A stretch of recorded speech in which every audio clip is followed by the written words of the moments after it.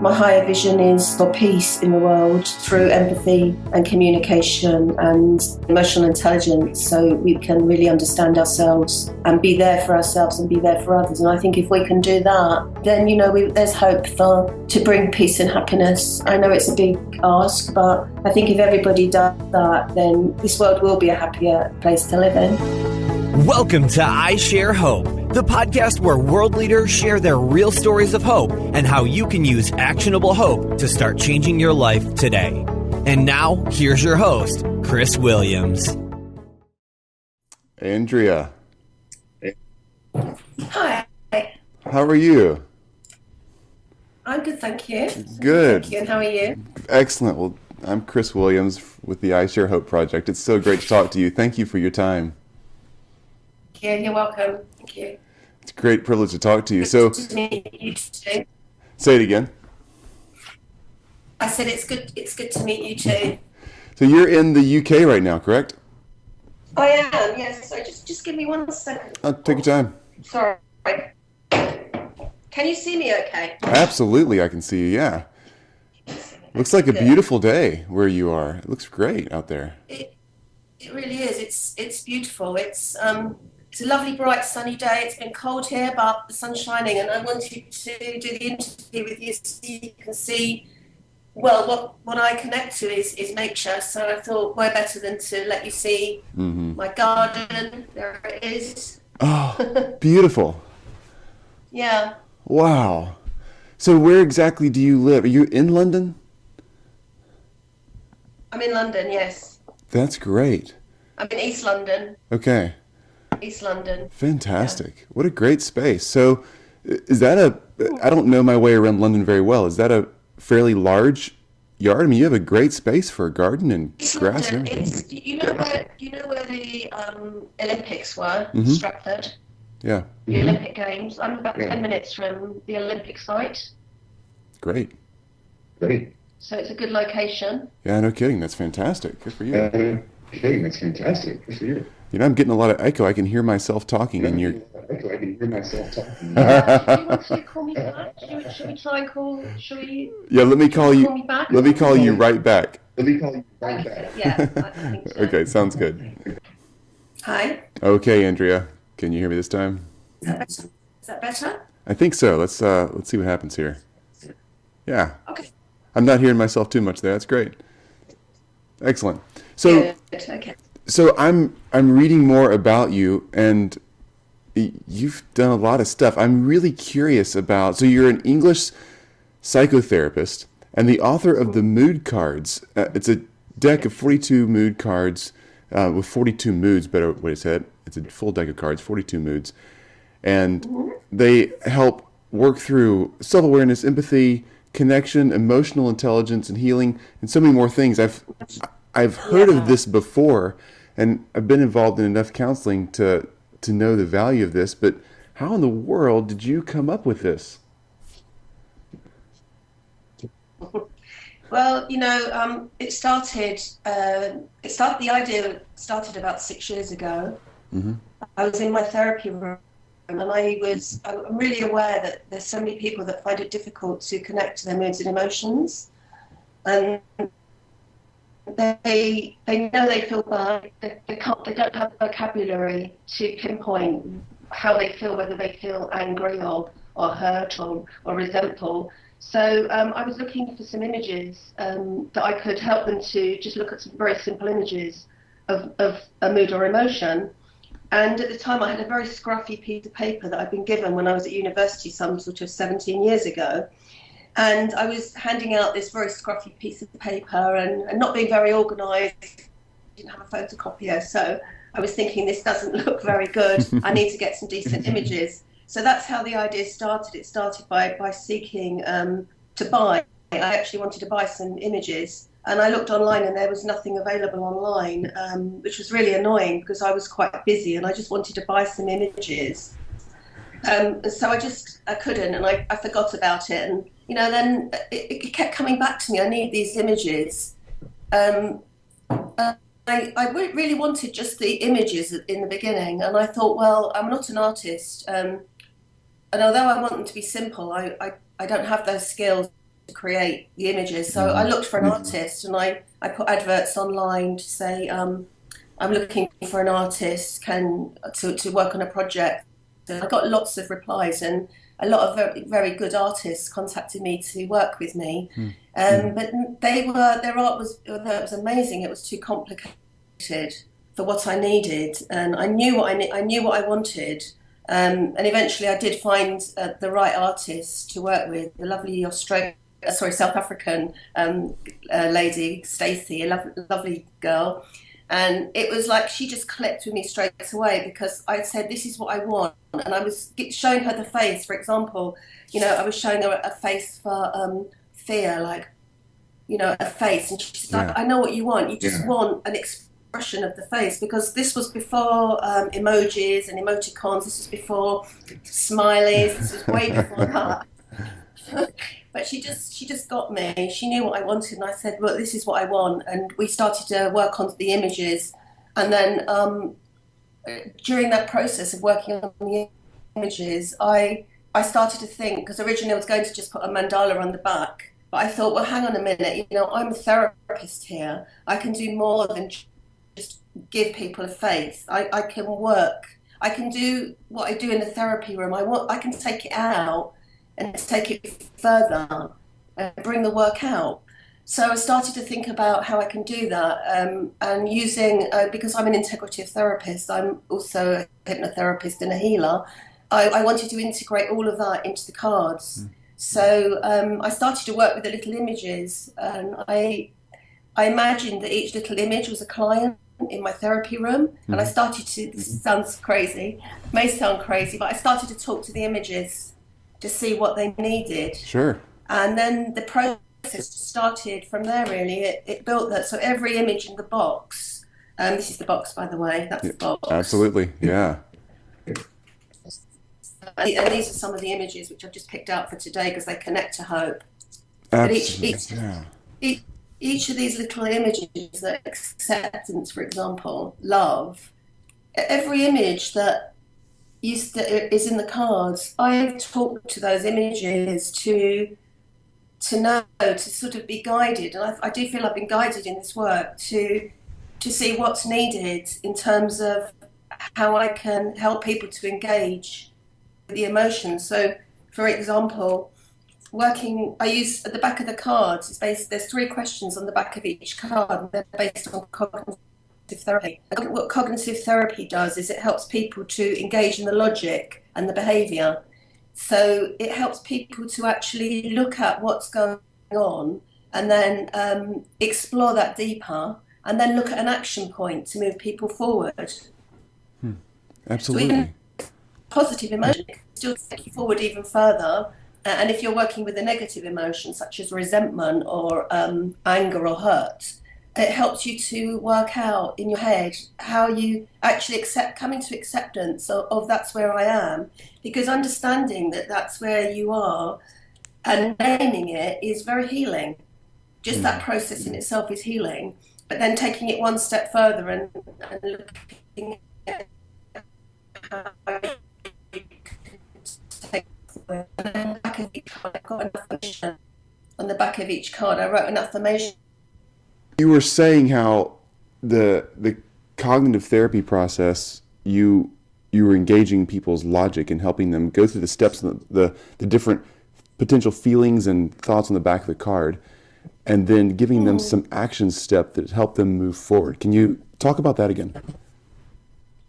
Yeah, well, with the action steps, it really gives people things to think about to take a positive step. So there might be questions like, what do you need to do to forgive, for example, on a forgiveness card? What are the steps you need to take? And that might be about overcoming obstacles, or it might be about acceptance. So the third question on each card is a step to moving forward, moving people forward.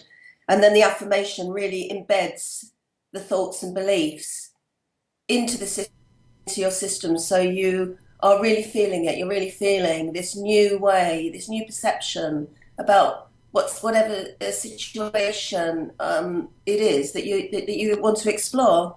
because for some people using the cards will be a therapy, but for others it's a self-development tool, and it's also a tool to expand on your emotional intelligence.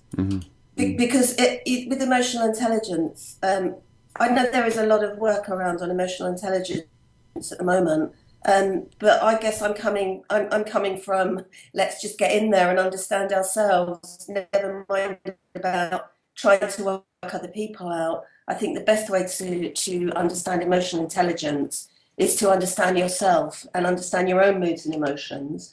And when you can do that, when you realize who you are, and also you understand your button, the buttons that push you, and you understand your triggers, and you understand how you manage situations, difficult situations or positive situations, then you are becoming more emotionally intelligent. That's really the idea. And so the cards are based on mindfulness, cognitive therapy, and emotional intelligence. And what I've done is I've combined those three theories or models of therapy into one therapy, and it's a simple therapy, because I believe in keeping things simple.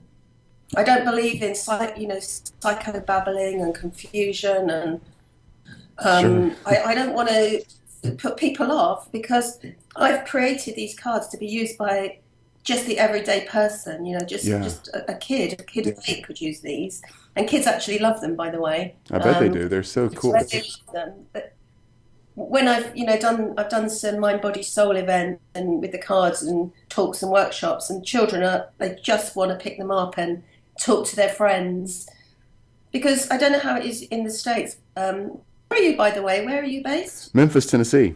Memphis. Okay, so I don't know how things are with mental health over there, but in the UK, it's very hard to get access to mental health services. Sometimes people have to wait 6 months to a year. Wow. To even get an appointment to see somebody, and that's really bad. That's too long. And the other thing is with the situation in the UK, there's a lot of trauma here in the UK. There's, as I'm sure there is in every country at the moment, because of what's happening in the world. There's a lot of children in London and across the UK that are from war-torn countries, economic migrants, kids that have been through, not just, as well as the kids that we have here. In some schools, we have 51 languages spoken in school. Wow. 51.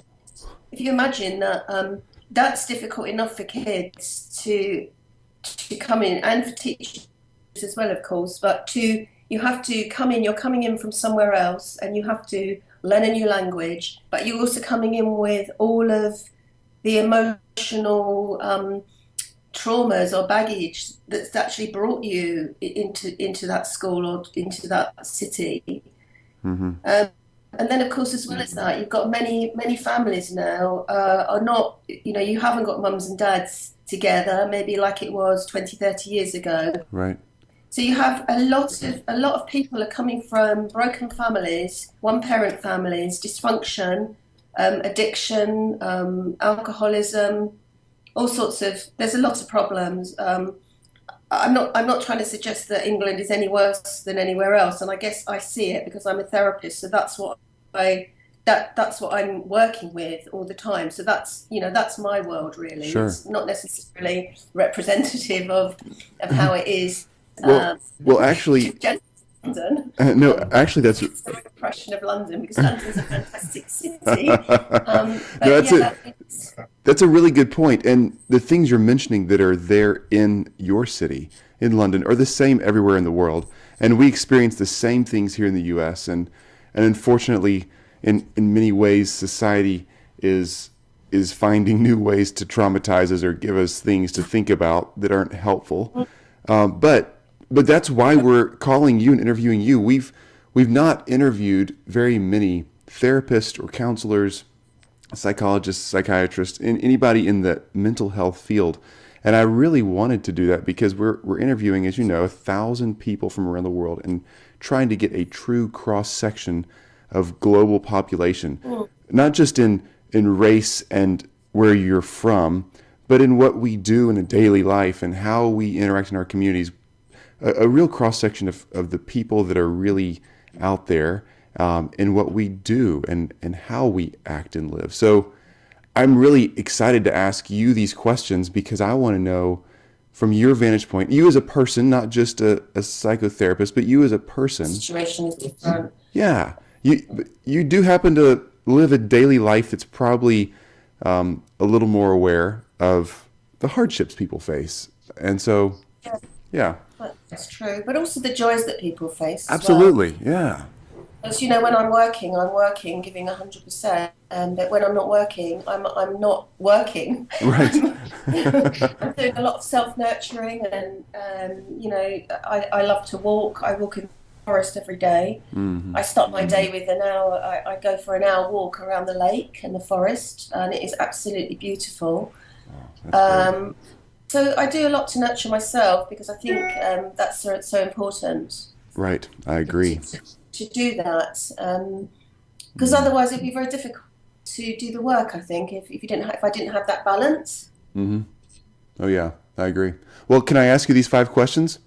Sure, you can. Yeah. All right. Well, question 1, and again, this is Andrea Harrn, and she is from London, England, a psychotherapist there, and has made these fantastic mood cards that are definitely worth looking out. So we would like to know, what is your favorite quote about hope or your definition of hope? Well, my favorite quote is that hope shines brightest in the darkest moments, and that every day is another opportunity to start again. And I do believe that because I think that when things are going fine, we don't think about hope because we don't need to have hope. We just go along in our daily lives. But I think it's when things go wrong, and things go very wrong, that we start to look for answers and we look for meaning and we maybe look for solutions and perhaps even miracles sometimes. And I do believe that there is always something there that will give hope, that people can find hope in the smallest thing, and that it does shine in the darkest moments, because it could be just, for example, that somebody is just feeling really, really down and lost and lonely, and maybe just that morning somebody smiled at them or said, "Oh, hi, how are you doing today?" And it could just be a throwaway comment to that person, for the person that said it, or not mean that much, but it's just a reaching out, and that can be hope. That can give hope to people. You're right. So I believe it's the small thing shine brightest, and when something like that happens, it does actually give you hope, that hope in humanity. Awesome. And hope that things can be okay. Wonderful. Love that definition. Okay, so on that definition, then question 2 kind of springs out of that. Who has shared the most hope with you? So who's been in your life and really given you that kind of hope in a great way? I was thinking about this question about who, and personally, I have to say, I think I give myself hope, and I am the person that gives myself hope when things are down. Mm-hmm. Because I think when you're down, you do feel down, and I have been down. It doesn't really matter. I mean, it does matter what people say, but sometimes you can't hear what people say, or it might just sort of drift into your subconscious.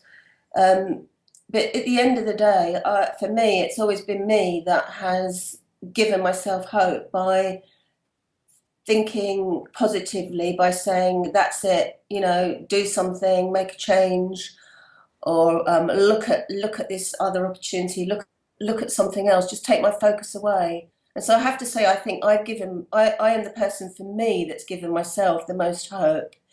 But saying that, there are a lot of people that have been very inspirational.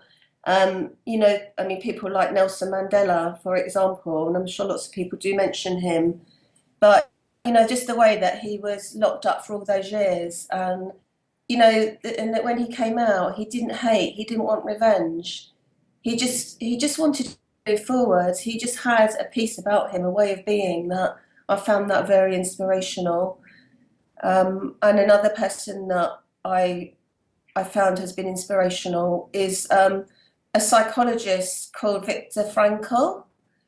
Viktor Frankl was an Austrian neurologist and psychiatrist, and he was a Holocaust survivor. Mm-hmm. And I read his book some years ago, and that really inspired me as well, because what he talked about was, he talked about the last of the human freedoms being the ability to choose your attitude in any given set of circumstances. And what he was saying was, it doesn't matter. In other words, it doesn't matter where you are or what's happening to you. That your attitude is something that no one can ever take away from you. Your attitude is something within you, so it's not something that can be controlled by somebody else.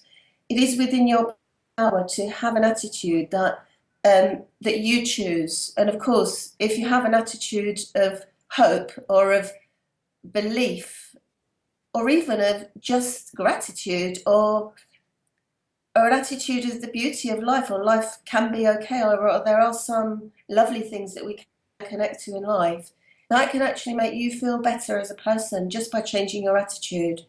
So they have been, those two, Viktor Frankl, Nelson Mandela, I guess, are the two people I want to refer to as inspirational. But at the end of the day, I believe it is me that gives myself hope. I love that answer. I think you're the second, maybe third person who's answered in that way, where you are the one giving yourself hope. And then you're the first person I've heard say that there are people who've inspired you. And I think that's a great distinction, because you are really more in control of your emotions. You have to be, than anybody else. Nobody can make you feel happy or sad. And sometimes we can't choose. It's a feeling, it's there. And I'm not a therapist, so correct me if I'm wrong, but I love the idea that you're the one in the driver's seat there, but you have other great people around you that can inspire you. That's great. Love that. Thank you. And So- my grandparents have been inspirational. Oh, So that's I have to say that fantastic. I've been inspired by grandparents, very much so. Are they still living? No, one of my grandfathers, I wrote about him yesterday actually. I wrote about him because it was the Holocaust Memorial Day, and I was thinking about my grandfather who died when I was 5. I've heard stories about him, and he was one of the liberators of the Belsen concentration camp. Wow.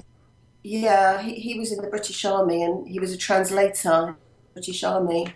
And so the story goes, and this is the story that I've heard, is that he was with the British Army, and this was, during 1945, when the British were, it was coming towards the end of the war.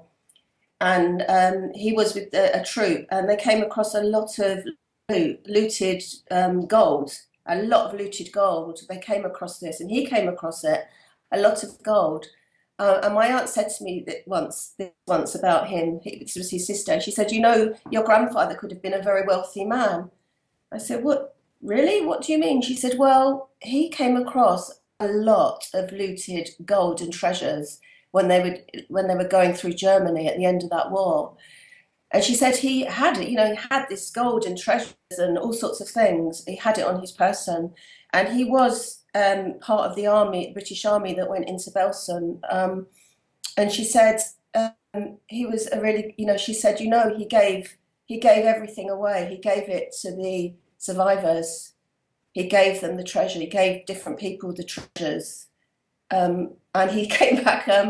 He came back from the army, the way he went, with, no riches as such. But I think I found that really inspiring, that he got more, for him to do that was his gift, if you like. That was his riches.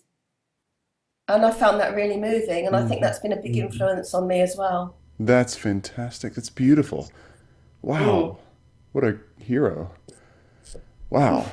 I don't really think he was a hero. I mean, he was in the British Army, so he was a translator. He went in. He was part of the army, the group of soldiers that were going in to liberate the prisoners of Belsen. And of course, he was there afterwards for a while doing the translation work, because there were lots of people of different nations there. And then he came back, and he never mentioned that, because I didn't know that story from my father. I never knew that story, but I heard that story from his sister. So I don't even know if he knew that. Oh, To be wow. honest, he didn't kind of say this is what I've done, but maybe he just told her once and she just remembered it. I don't know, because he was quite a humble man, you see. So I don't think he would have tried to have made himself into anything from it. But it has kind of inspired me as well too, that you get more really, and that's another thing that I think can give hope, is when you're giving to other people. You know, you get a lot from giving to other people. I think we all do that. The more you give, the more you get. And I don't mean in terms of, a contract, like I will do this for you if you give me that, but just giving, you get, there's a lot to be, connecting with that feeling of being able to give in whatever way to help people is very, very rewarding. Very rewarding. Yeah, it is. Well, tell us about a time. Question 3 is your story. What's gone on for you? Take us back to a place and a time and paint that picture for us when you've really had to lean on and rely on the hope that you're working with today. Well, about when I was 30, around 30 years old, my father died. It was a really difficult time for me. And I think there was a lot going on in my life. It was hard. It was really hard because it was the time, it was early 1990, it was in 1990. We had a really bad recession here in the UK at that time. I don't know if you had that in America, but it was a really bad recession at that time. And I had 3 little kids. I wasn't able to work, so I was home looking after the kids. And my husband had a business, and that sort of the business went, and he wasn't really working. It was a very difficult time financially, and I'd lost my father, and I decided to do something about it. So I got a little part-time job, but I don't think that really went down too well with my husband, because he's one of these people that he likes to be the provider. So it didn't really go down too well, and I didn't really know what to do. I was really stuck because I was trying to do what I thought was the right thing to do to help, but it wasn't.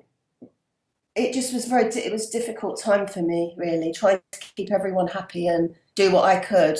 And I just remember, and also I don't know why, but I seemed to be surrounded by people that didn't have problems.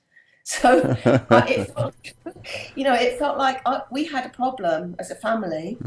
I had a problem. My father had died, and I seemed to be surrounded by everybody else that seemed to be having quite a good time. So I found myself being in this really horrible. I didn't really like my thoughts at the time, because I found that I was thinking, why is it happening to me, and how come so and so seems to be doing this and that, and it just really unfair. And I can actually remember I was actually standing in the shower at the time, and I think I was about to slip into a depression. I was in a bad place, and I felt like I was in the shower, and I felt like I was actually going to go down the drain. It sounds strange, but I felt like I was disappearing as a person, and I was just going to be washed away. And I think it was at that point that it was like a moment, a light bulb moment, or a voice inside my head just said, you need to do something, you need to make a change, something needs to change. And I just, and then the next day I just thought, right, that's it, I'm changing my life. I'm going to do something for my life, so I can have my own success, and I can feel pride in myself and not feel so bad. And I thought, I'm going to just enroll in college, and I didn't even know what I was going to enroll for, but I thought I have to improve my life. So I did enroll in college, and I thought I will be the oldest one there because that's the kind of thing you worry about. I was in my 30s, and I thought I'm going to be with a bunch of 18-year-olds, but I thought I don't care, I'm just going to do it. So I did enroll in college, and it just was it was an eye-opener for me to actually go back to education, because I didn't really like it. The first time round, education wasn't for me. I was having a good time. I was partying, you know, I was like, I actually lived in Amsterdam for a while. I left home at quite young. I was sort of living on a hippie boat out on the canals in Amsterdam. I Wow. was messing about doing dress designing and clothes designing and all sorts of things really. But you know, and I didn't really study. I didn't get very many qualifications, so it was quite hard going back to study. But I actually thought I can do this, and I'm going to do this, and that was my hope. It was really a hope born out of having to make a change, and of course, I did make that change, and it took a long time to sort of get to the situation I'm in, the position I'm in now, where I'm very happy, and I feel like I'm now my life's work is my passion. It doesn't even feel like work to me. So I think I'm happy. I'm kind of happy that I went through those difficult times, because it's made a big change for me for my life. That's an interesting way to finish that section. You're happy you went through those difficult times. Sometimes it sure is hard to see that in the middle of it, but Yeah. I hear that quite a bit, those difficult times. People say things like, well, I would never have chosen to take that book off the shelf and read it, but now that I've read it, it's there, and I deal with it, and it's made them a stronger person. And I kind of get that analogy. That makes sense. Yeah, because if you don't suffer, you have to. I think everyone suffers at different points in their lives. There's suffering, and you know, I don't think you can compare a suffering to another suffering, because a suffering is a suffering. I think I don't like to compare suffering, but I I agree. did feel I was suffering at that time, and I came through that because I just decided no more. I'm going to do something positive, and it was just my mindset changed. And from that day on, I never looked at anybody else. It didn't bother me anymore what people were doing. I just let go of looking at other people, and I just focused on making my life the way I wanted it to be. Excellent. Wonderful thought. Thank you for sharing that. Well, Well, tell me this. Question 4. How are you sharing hope today? What are you doing day in, day out, either professionally, which obviously you get a chance to share hope with more people than the average probably, or just in your daily life? You're going to get a cup of coffee or going to get some supplies at the store. What do you do to share hope with people around you?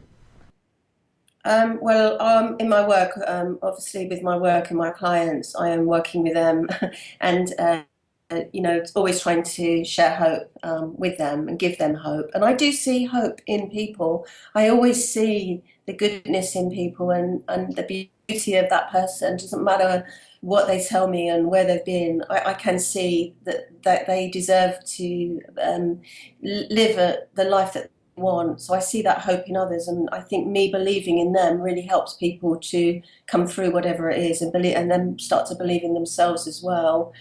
Um, but apart from my work, I post a lot of positivity and motivational posts on Twitter. I only started on Twitter not even a year ago, because I've been posting positivity on Facebook and messages of hope, and even small things like in the morning when I walk in the forest, I just take a photo of the morning sunrise and I post that on Twitter and just say good morning to people.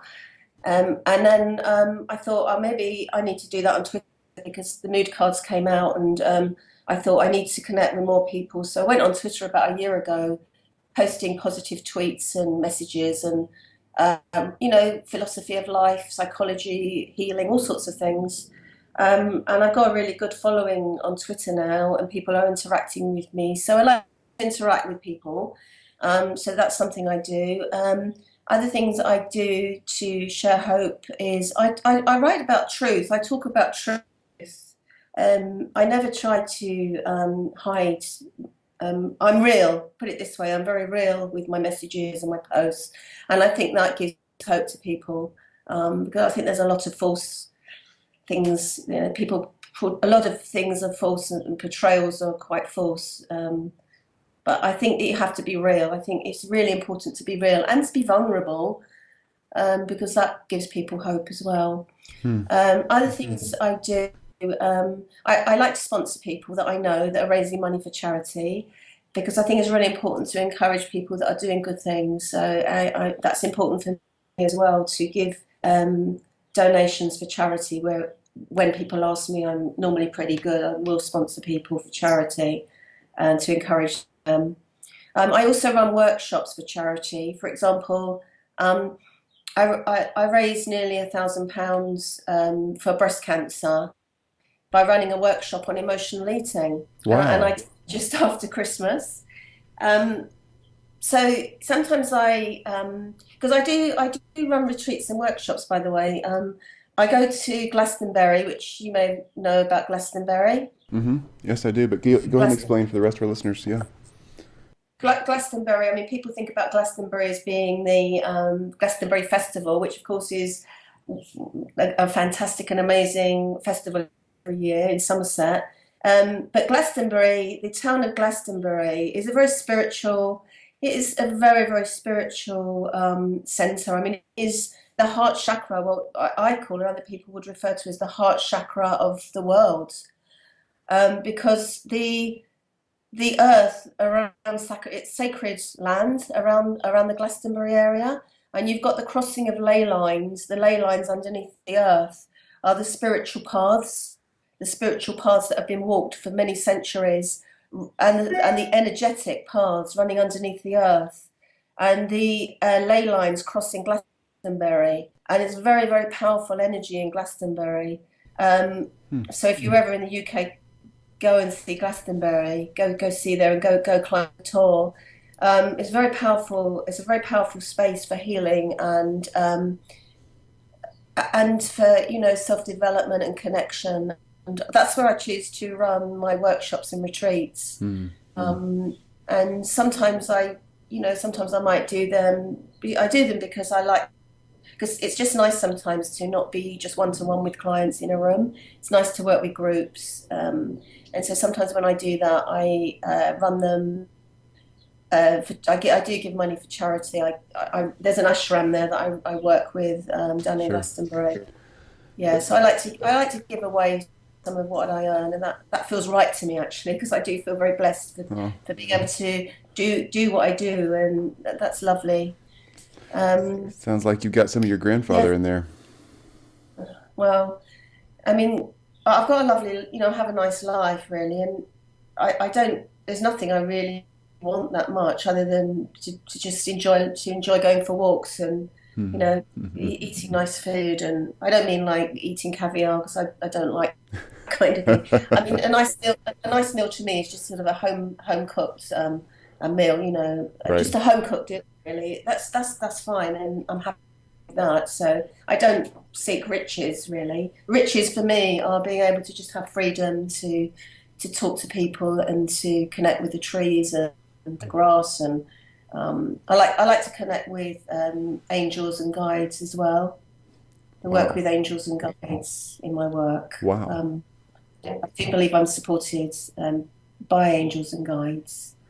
Well, I wish we had another hour to explore that one. That's a great conversation. Yeah. Well, thank you. Tell me this. Then question 5. This will be really practical coming from you. What are the steps, the kind of ABCs that I can start doing right now when we get off this conversation? What do I do next to start growing as a person of hope or sharing hope with people around me? Well, I think if you want to share hope, I think communication is where it's at. And going out and saying, hey, let me share a message on hope with you, because people probably won't get that, or they'll wonder what's going on. But it's really just more about being friendly. Be friendly to someone, have a little chat, take some time to just have a little conversation with somebody. Because I think we're all very busy. Everybody's very busy, rushing from here, there, getting in cars, jumping out of cars. And that's what's missing, I think, in lots of people's lives, is time to actually to stand and, pass the time of day. So that's one thing that you could do, is just talk to somebody, talk to a stranger, or smile at a stranger. Mm-hmm. You don't even have to say anything about hope. Just do that. That will give hope. The other thing is to connecting with nature. And also being mindful, when you're walking along, actually focus on what you're doing.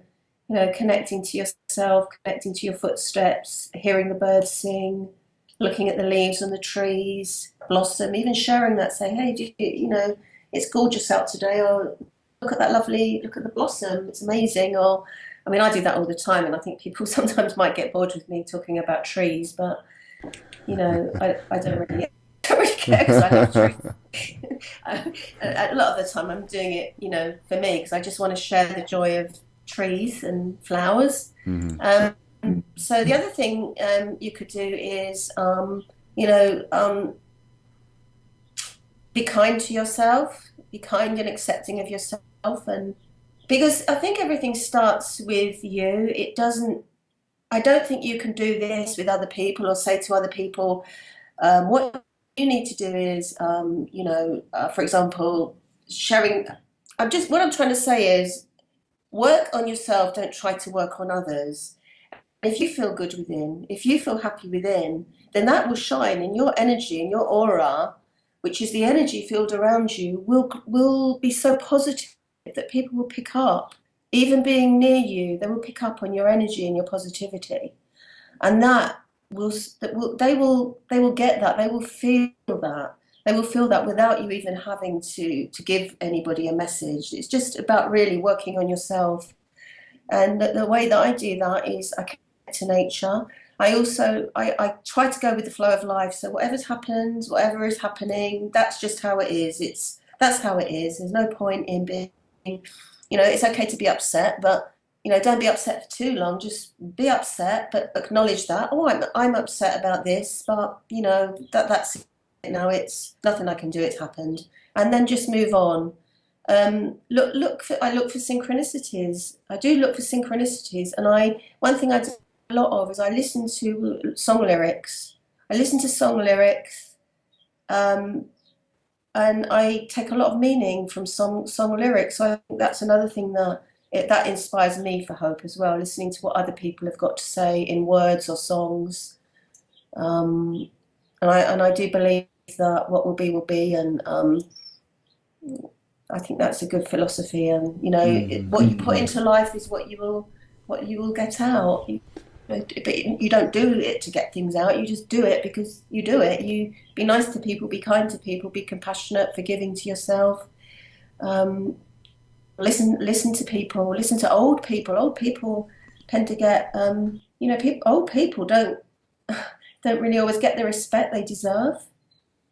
But we can learn a lot from older people and their stories and the way that they lived. I actually think that life now with social media and everybody's on their phones and Facebook, and they don't have the sort of communication and relationships that people had years ago before all of the technology. So I think even just drop technology, have keep it to a minimum, keep technology to maybe an hour a day or whatever, and just get out there and connect with people, enjoy life, walk in the earth, look to the sky. I love those. Those are all so practical. They really are. I think the two things that you mentioned, 10 things there, but two of them that stuck out in my mind, at least for me, are mindfulness. I'm really practicing that myself. I'm trying to be more mindful and aware of where I'm at, being in the place that I'm at. If it's for a walk or sitting on the couch watching a movie with my kids, or talking to my wife, or at a coffee shop sipping a cup of coffee. Just being right there, not worrying about what's next week or tomorrow or thinking about yesterday's problem, but just being right there. But that's powerful. And then you also said being kind to myself. It's easy for me, for whatever reason, my personality, it's easy for me to say a kind word to someone around me. But somehow in that, it's really easy for me to say unkind things to myself and think that I'm not good enough or doing well enough, whatever. And I need to be kind to me. And that's a hard one for me, but that's a good challenge. It really is. Yes. It's hard for a lot of people to have that for themselves. They do everything for everybody else. but they're really the last person on their list. And it's not selfish to put yourself first, because if you're not well and okay and happy, then really what you give to others isn't 100% of you. Kind of like putting the oxygen mask on yourself before the people around you when the airplane is having trouble, right?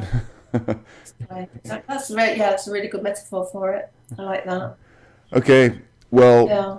Andrea Harrn, how can we follow you? Give us Facebook, Twitter handles, website. Where do we find you?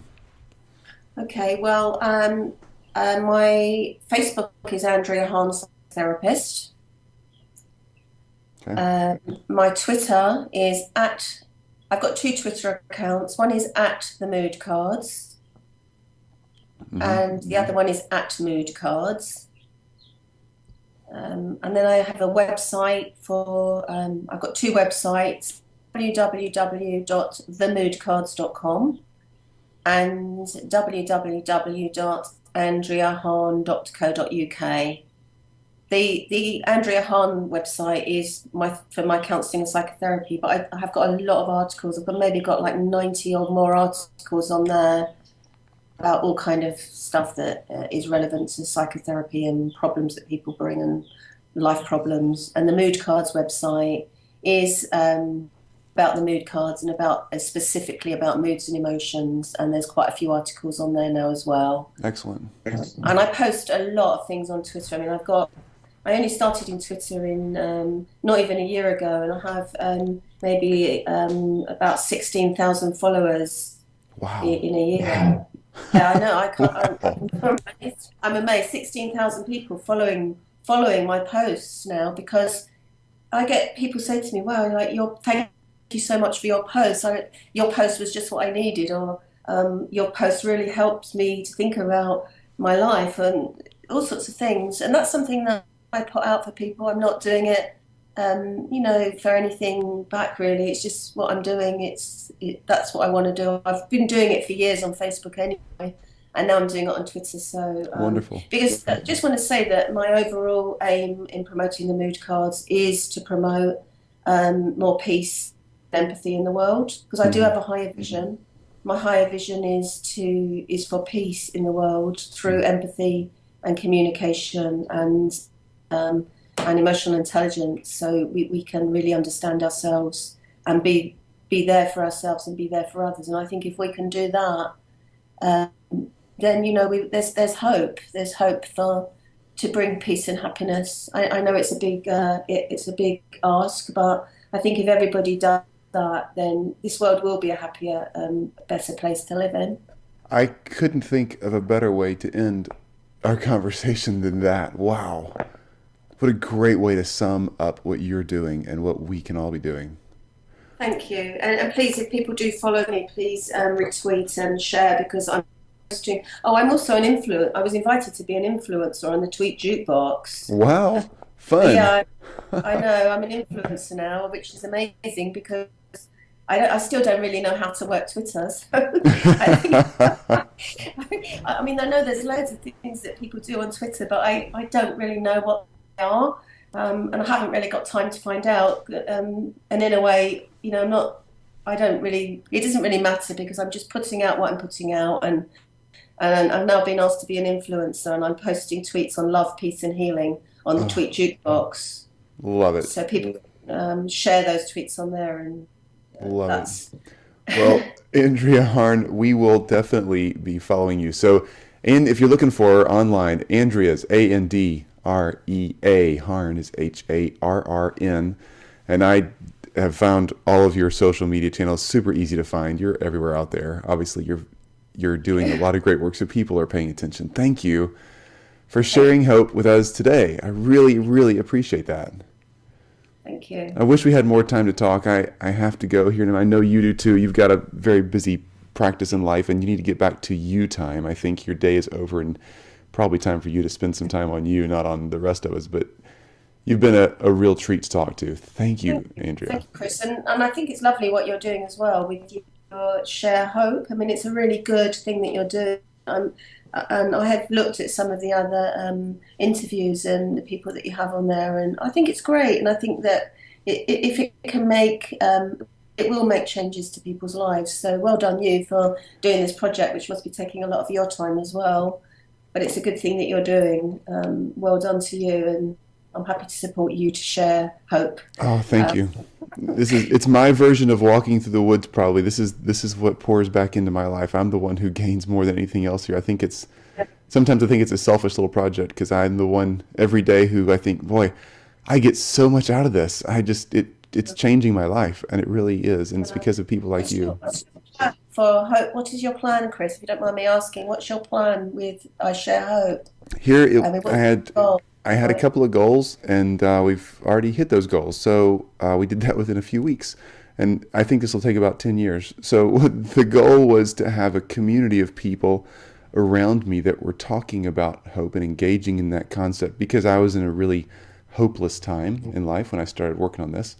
And then the other thing was to tell the stories. I was reaching out and finding people who were people of great hope, and I wanted to be able to communicate that back out to other people, because I would say, hey, I talked to so-and-so today, and they had this amazing view and grasp of hope and a way to build that in their own life. Like, wow, you should have recorded that. Why didn't you record that? So it kind of happened organically. Yeah, so that's the best way, isn't it? When things grow organically like that. Yeah. It's meant to be. So that's kind of where we're at. It's nothing more than that. It's just a community of people sharing hope, and now it's being listened to in over 40 countries, and it blows me away. This is all I do. Not for work. I have a real job, but this is what we're doing right here is all we have to do. We just talk about it and let people have at it, and people like to share. So I love being around other people like that. That's really good. Really good. Well, thank you. Have a great evening, and enjoy your day. Thanks for sharing hope. Thank you very much. Thank you, Chris, for the interview. I much appreciate it, that opportunity to share hope. Oh, wonderful. And just for the final words here, we're going to put all of this, the interview, links to audio, and all the links to Andrea's social media websites, the mood cards, all of that at isharehope.com underneath Andrea's interview, so that you can go and see what she's doing, because you really should connect to what Andrea's doing. It's extremely inspirational, I think is a good word, because that's the word she used, is we're having the hope in ourselves, but she is inspiring us to keep moving forward. So well done. We'll talk to you soon, Andrea. Thank you very much, Chris. Bye-bye. Bye-bye. Good day. Bye. You've just listened to I Share Hope. If you're ready to make a change, head to our website at isharehope.com and claim your free copy of the top 10 actions of hope from world leaders to use hope in your own life. Thanks for listening, and we'll talk to you next time.